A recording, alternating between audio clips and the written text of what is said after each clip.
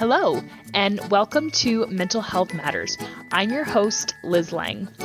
Each week on this podcast, we will break down various aspects of mental health. We are so excited you're here and hope you enjoy this week's episode.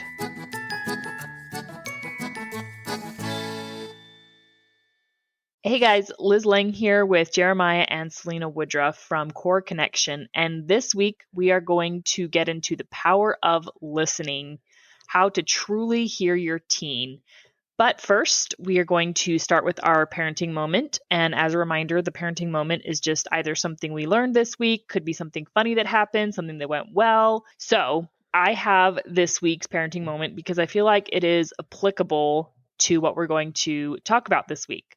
So our oldest had two activities that were going on a Saturday, and one was ending right as the other one was going to begin. And so she wasn't going to be able to do both.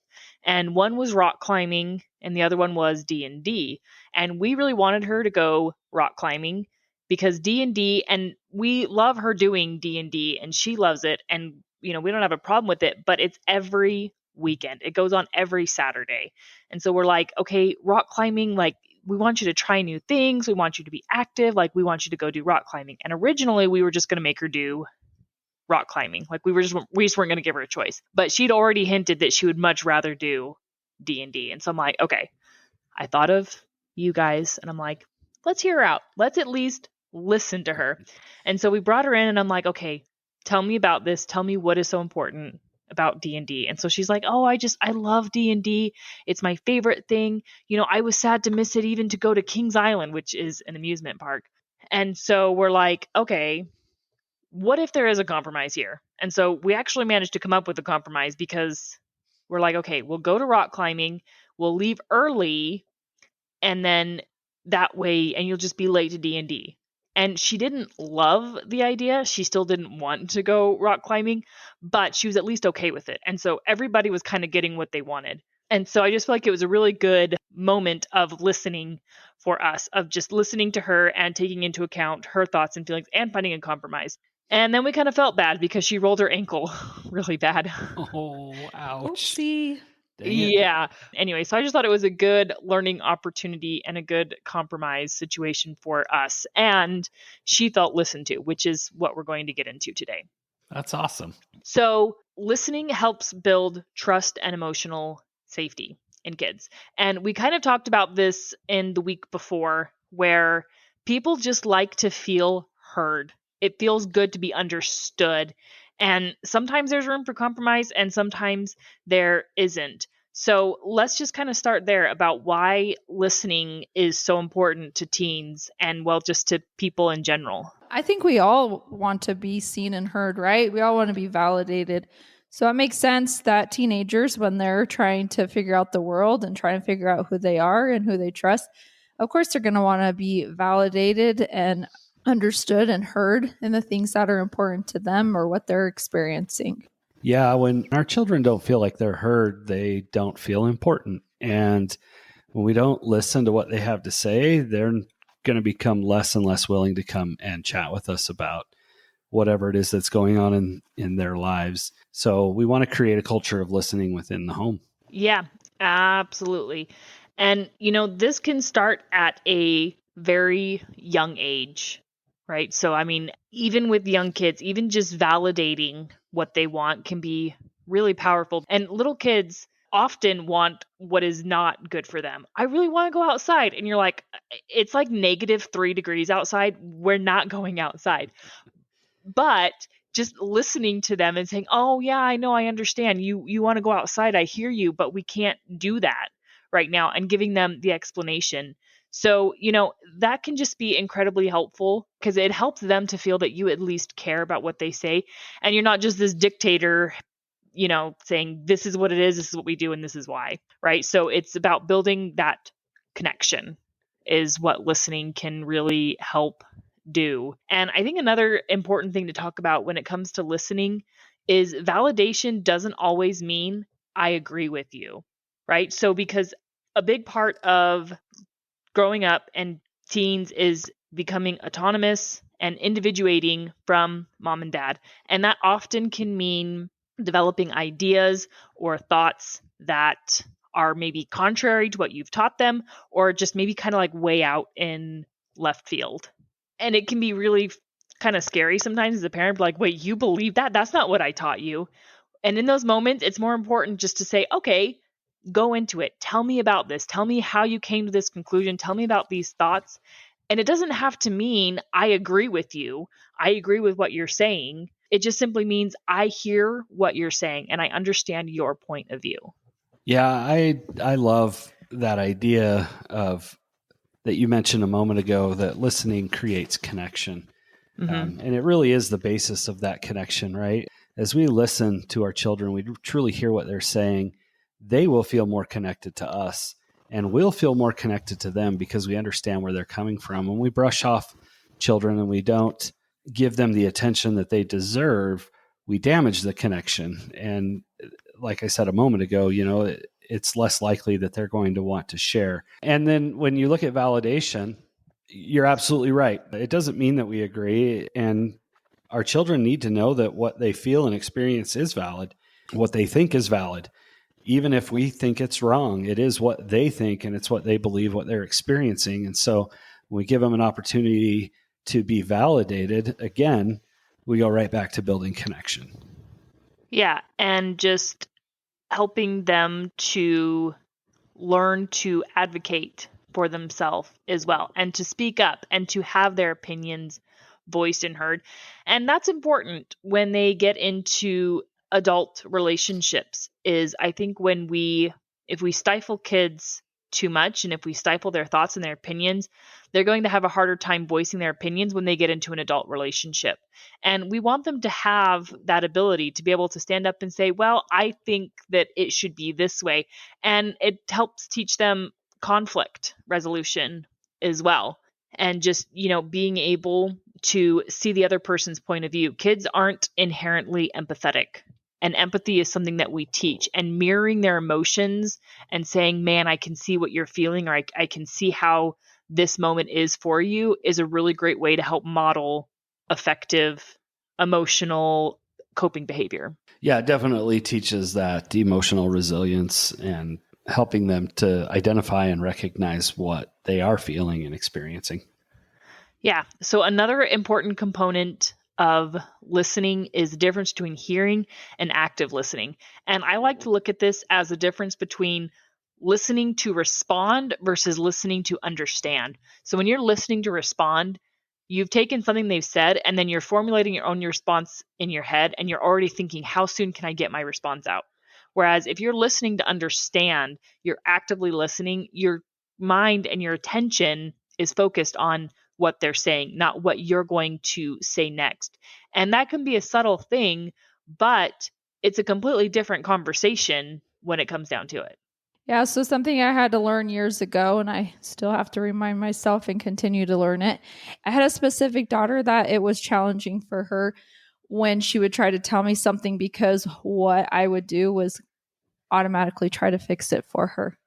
I have 7 kids and a household that I run, and I tried to eliminate problems to make life easier for all of us so that we can survive the day. And so I thought I was always being helpful by offering my suggestions. I have such great advice and wisdom to give my children. And so I always felt like I was being helpful and that I was solving problems to make our life easier so that we didn't have to deal with these situations that would come up. But what that did for her was help her feel like she wasn't able to make decisions and she wasn't capable. And so a phrase I had to learn that I think she's still to this day sick of me saying is I would say, when she would come to me with something, I would have to say to her, I have full confidence in your abilities to make the decision.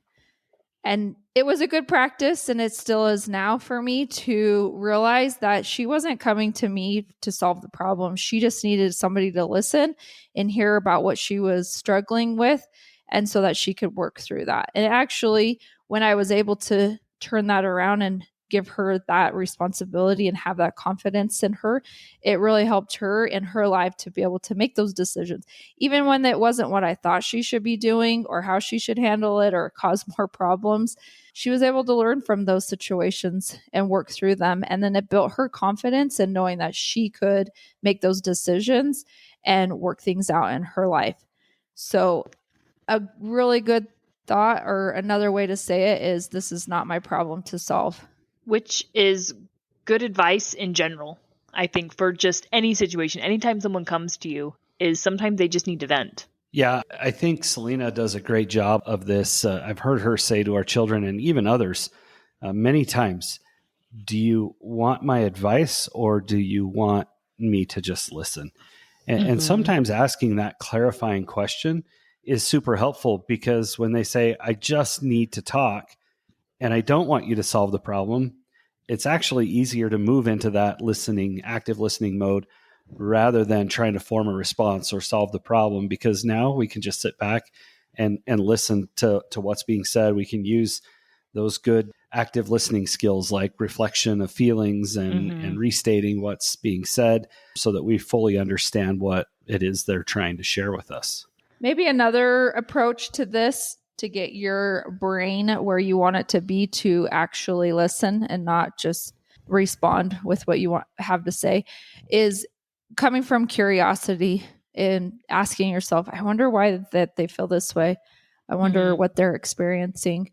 And just asking those curiosity questions doesn't really even have to be out loud or to the other person. But if you can get your brain to be in the mindset of, I wonder why, and coming from a curiosity, then you're going to be more able to see their perspective and view things from their world and how they're experiencing it. Yeah, I love the idea of coming from a place of curiosity. It definitely is helpful in creating that connection in the relationship, because we're really truly trying to understand where they're coming from. And our children have opinions and ideas and thoughts and feelings, and often they don't know how to express those. But when we ask the right kinds of questions from a place of curiosity, it helps draw that out of them and helps them kind of formulate and develop a little bit deeper their own thoughts and feelings. Or they may say, maybe I don't feel that way. Maybe I actually feel this way. But it's a great opportunity to help them explore themselves. This reminds me a lot of John Gottman's emotion coaching. And a big part of emotion coaching, it starts at a young age with pointing out kids' emotions that you notice. And young kids, their emotions tend to be relatively simple, right? In that they're usually frustrated, angry, or happy about something. And they seem to kind of just move between those three. And so what you can do from a young age to help cultivate this idea of active listening and I see you and I hear you is, if your 2-year-old is playing with a toy and they can't make it work and they just start chucking the toy, rather than just going straight to correction of, no, don't do that. We don't throw toys. Say, oh, you look so frustrated, and validating and seeing, oh, you're having a problem. I can see you're having a problem. What can we do, or what's a better way to handle this frustration instead of throwing the toy? So as we talked about time and time again, you're going to connection over correction. And that will translate really well as they get older and their problems get bigger and their problems get more complex. It will give you a better ability, and it will give them more confidence in your ability to say, I can see whatever X emotion is. I can see that was so disappointing. Or, yeah, that sounds like a really difficult situation. Well, and that will definitely bring you to connection if you are empathizing with them and understanding what they're experiencing and expressing that to them. Yeah, definitely a great way to build that emotional resilience once again, and the emotional maturity. Our world doesn't teach emotional resilience very well, or maybe we as parents don't teach emotional resilience very well. We don't teach our children to express emotions. In fact, I've probably said it on here before, but parents often say, stop crying. What are you crying for? Something like that. And that's a terrible thing to do. And so this ability to help them recognize and identify their emotions will have big payoffs throughout their lives. It's very helpful. And like Selina said, it definitely creates connection. Something that I think parents have been guilty of saying, and I know my parents did it, and I'm sure my grandparents did it to my parents, is, oh, you're crying? Keep crying and I'll give you a reason to cry. And again, and it's not that they were coming from a place of destruction or bad parenting. It's probably what they grew up with, and they were trying to teach emotional resilience. They just went about it in the wrong way. And I am always, always hesitant to just blame parents or say, oh, that was so wrong. Because most of the time, parents are operating from a mode of what they believe is best for their children. And I also have this theory that 20 years from now, our kids are going to say, my parents did this and it was wrong and you should be doing it this way. It's just kind of the evolution of parenting. But I really appreciate what Jeremiah said about minimizing or dismissing feelings. And I've even caught myself of doing this, of like, why are you making such a big deal about this? Like, come on, it's not that big a deal. Well, but it is to them. And it can be really easy just to dismiss feelings, but it's not helpful because to them, it really is a big deal. Yeah, so important. And I appreciate that you said that it is a big deal to them, because as we grow and we mature, things that were once really important become less important, right? Yeah. And so for them, the toy not working properly is a big deal, and it's quite frustrating and upsetting. To you and I, we go, not such a big deal. Who cares? Right. It's just a toy. Get over it, right? Move forward. But for them, having that experience and having you be like, yeah, that must be frustrating. You really want that to work right, don't you? Is a very different experience, and it's more powerful. And once again, it builds connection. I know you're going to hear that a lot from us, because we believe deeply in the power of connection in all relationships. And that's how we strengthen relationships, is through connection. And a lot of what we share has to do with improving and strengthening those relationship connections.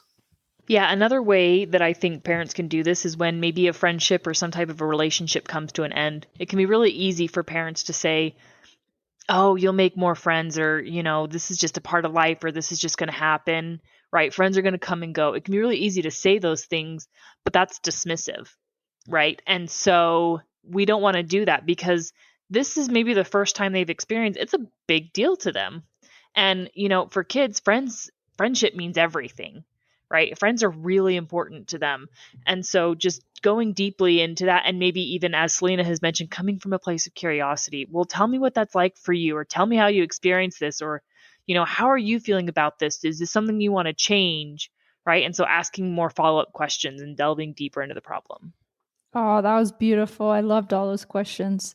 I would really get you to be able to know and understand, but it also gives them the opportunity to say what they're experiencing and for them to figure it out too. Those questions that you ask help them to figure out what they are experiencing. Yeah, I think it's important to recognize that so often when our children are going through something or experiencing something, especially when it's novel for them, like maybe a breakup of a romantic relationship or the loss of a friend because they moved away, they don't know how to experience that. They're a little bit confused sometimes by some of the feelings and the thoughts that they have. And so, it definitely gives them an opportunity to learn to understand it, and you to learn and understand them. So I know we already did a parenting moment, but I got a perfect example of this.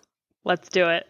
We have a daughter that is having to take the SAT at school on Friday, and she's kind of freaking out about it. And honestly, my reaction is like, it's really not a big deal.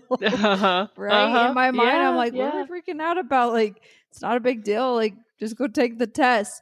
But then I had to think back and remember, like, okay, when I was that age and I was taking it, I totally took the test wrong. It was the SAT. And at that point, I don't know. I probably have it all wrong still, but it was like, if you didn't leave an answer, it still counted against you or something. So I put it all in. I was completely wrong. I did not get a high score on that. I remember freaking out about it, thinking I'm never going to get to college. I'm not going to be able to do anything with my life. And so remembering thinking back to that, I was like, okay, yeah, like, so what if she wants to not work the night before, and if that's what she needs and she thinks is important, then that's what she's experiencing, and let her freak out about it. Let her be worried about this. And then let that be her experience to learn that really it's okay. I did get into college and I did go to college, so all is well. But it just helped me to remember that, yeah, this is a big deal to her, and let her learn from it, whether it's a big deal or not, and let that be her experience. Yeah, let them feel what they feel. Don't project, right? Like, don't project your emotions. Don't project your life experience onto them because they haven't had the experience yet. We have, and so that's why it can be easy to say, this is not a big deal. There's going to be worse things to come." That's not very comforting in the moment because this might be the worst thing they've experienced in their short life so far. Well, and I guess I should be careful too. You obviously can comfort your child and be like, Yes. it's not a big deal. Let me tell you my experience. Right. And yeah, you know what? What's the worst? You can fail this test. You'll figure it out. There's going to be the next opportunity. You think you're not going to get into college. Maybe you won't. So then what? We'll figure it out from there. You'll figure out what you're going to do. And so you also can comfort them and help them through those emotions and listen in that point. Yeah. If I approach that situation of like, this is a problem, she shouldn't be freaking out about it, I'm going to operate and answer and say things to her that would not be the same if my thoughts were, oh, of course she's worried about this. She should be upset about this. She should be worried about this test. And which is funny because you could get another parent on here that would be like, they are freaking out about their kid not freaking out about it. Their kid should be freaking out and worrying about a test, right? So it really, I don't know, to me that just shows that in your mind it's really what your thoughts are or what you're thinking about it is what's creating that experience for all of you. Mm-hmm. It's totally possible to be validating and help them understand that maybe this isn't as big of a deal as they're making it out to be, whether it's an exam like that or something else in life. We can validate and we can teach and expound and help them understand that maybe this isn't something to really stress about without invalidating or without being dismissive. I think the key there is don't jump too quickly to the solution, right? Like, you want to spend time in the problem and make sure that you're understanding where they're coming from, because oftentimes it's normal for parents to want to fix it, and it's so normal for them to say, oh, you're feeling that, okay, well, let's do this, let's fix this, right? Like, let's come up with a solution. How do we help you feel better? So when we jump to that too quickly, it sends this subtle message of mom and dad can't handle my big feelings, right? They can't handle this. Whereas if we spend some time and you're like, oh man, that sounds really rough, or you go into it deeper, you say, okay, well, tell me more, or as we talked about earlier, follow-up questions. Okay, so what happens if you fail? What are you going to do then? What is that going to look like? Right? And so, you do both, but don't skip the important emotional connection before you just jump to solution. Yeah, we got to listen to what they're saying. We got to understand where they're coming from. And as parents, we have a responsibility to help find solutions. But I think it's important that we help them find solutions and help them explore what potential solutions might be. And Selina does a great job of this with our children. She'll often be heard to say something like, oh, darn, what do you think you might do about that? And that helps them start to explore like, oh, I got to figure this out. I got to make choices. And then we can guide and direct. And sometimes we do need to correct, and that's okay. But finding that balance and really listening to what they have to say and understanding where they're coming from, even when we don't give in to what they want. Like with your parenting moment, Liz, this week, you didn't just give in and let your daughter do whatever they wanted, but you did listen to what they wanted, and they felt heard. They felt like a part of the conversation, a part of the solution. If we look at our lives, none of us want to have somebody else dictating everything that we do and don't do and how we do it. But yet we do that to our children often. And it's got to be frustrating for them, right? To be like, well, yeah, but I didn't even want to do that, but you didn't really give me a choice. So when they have some sort of say and they get to explore the process of making the decision and they get to be involved in those happenings in life, it makes them feel more important. It makes them feel more like they're a part of the family or a part of something. And that can go a long ways for their self-confidence and the way they handle things as they continue to grow up and move into more adult type topics. When we understand our brain, so when we want to say to them it's not a big deal, you have to understand that they're operating from a primitive brain. So we're not cavemen out in the foraging, trying to find food and hear a bear and we're scared. But for them, it literally is like that same feeling of, oh no, there's a bear, I'm in danger. So when they experience these things, it is a big deal. It operates from their primitive brain, and their brain is telling them danger, danger, danger. They're not going to be accepted or they're going to fail. Right. And so that is why it is a big deal to them. They have that same response, fight or flight. Yeah. Okay. So in conclusion, let's get into distractions and minimizing distractions. So we live in a fast-paced world, and parents know that sometimes you just have to multitask. But when your kid comes to you and they want to talk to you, it sends a really big, important message when you put your phone down or you set aside what you're doing as you can, right? And be fully engaged with them. That sends a very big message of you're more important than my screen, right? Or you're more important than what I'm doing.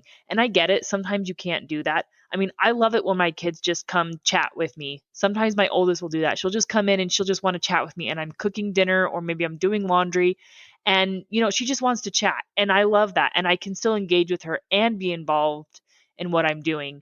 But if it's something important, then, and if it's possible for me to stop what I'm doing and give her my full attention, that sends a really big, important message to our kids. You're important and I care. Yeah, as parents, we got to learn to read the room, right? And what's happening, and understand like, oh, this is a little bit more serious topic and I need to dedicate my full attention.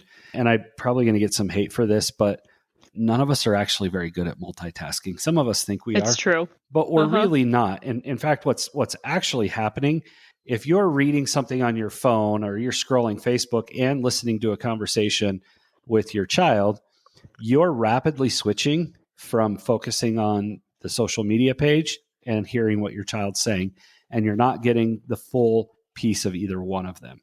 And so there's another guy who works in mental health, does a podcast. His name is John Deloney. He's got some great work. I don't mean to be putting out an ad for John, but one of the things that I've heard him say often is, parents, put your phone down. In fact, I think he talks about whenever a child walks in the room, just put the phone down, no matter what. Yep. And that says like, oh, I notice you, I see you, you're here. And that makes them feel important and gives an opportunity to connect. So I love that you're cooking dinner and having a conversation with your child, or you're folding laundry and you're chatting. Certainly, those are great opportunities to connect and to grow and to listen. But when they come to you with something that's important, they need your full attention. And sometimes it may even require you to say, that sounds really important, and I'd like to give it my full attention. Can we just put a pin in that for just a moment till I can finish up dinner? And as soon as we're done, we can continue this conversation so I can give you all of my attention. I cannot imagine a situation where your kid is going to say no. Right. They're going to be like, oh, wow. Yeah, of course. And they're going to feel like, oh, mom or dad sees this as really important too. And so being able to kind of differentiate between something that's just a distraction in an everyday conversation from something that may be more serious is going to be an important skill that we need to master as parents when we communicate with our children. Absolutely. I love that. Okay. Final thoughts. Yeah, just to take the time to listen to your kids, let them lead the conversation, help them to feel important and heard, and find opportunities to listen to them and not just spew all of our wonderful information and experiences that we have, because we are just so wise. But to listen and hear them and what they're experiencing and encourage them to find those solutions. Yeah, I like that, Selina. For our listeners this week, take one of these things that we've talked about and try it. Just give it a shot and see what happens for you. Also, we will be offering our free parenting workshop. It's going to be on April 22nd, where we will be able to be on Zoom and maybe take some live questions and be able to work through a couple of things. Okay, so if you would like to participate in that, you can go to our website, coreconnection.org, and click on the upcoming links. And there you will find a link to our free parenting workshop online. And you'll be able to sign up, and we'll look forward to seeing you there. I will also have all of this information posted in our show notes, including the phone number and the link to sign up for that Zoom workshop. So next week, we are going to get into letting go without losing control, and we will see you all then. Have a question? How about a topic you'd like us to cover? Send us an email at mentalhealthpod21@gmail.com.